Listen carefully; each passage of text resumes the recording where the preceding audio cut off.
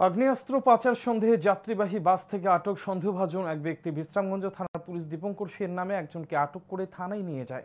ঘটনা বুধবার গোপন খবরের ভিত্তিতে বিশ্রামগঞ্জ থানার পুলিশ আগরতলা থেকে উদয়পুরগামী যাত্রীবাহী বাসে করে এক ব্যক্তি আগ্নেয়াস্ত্র পাচার করতে পারে সেই খবরের ভিত্তিতে বিশ্রামগঞ্জ থানার নাকা পয়েন্টে বাসটি থামিয়ে তল্লাশি চালানো হয়। বাসে তেমন কিছু না পেলেও দীপঙ্কর সেন নামে সন্দেহভাজন একজনকে আটক করা হয়। ধৃতের বাড়ি আমতলীর উত্তর মধ্যপাড়ায়। অভিযোগ, আটক যুবকের বিরুদ্ধে মধুপুর ও আমতলী থানায় একাধিক মামলা রয়েছে। পুলিশ ধৃতকে থানায় নিয়ে জিজ্ঞাসাবাদ চালাচ্ছে।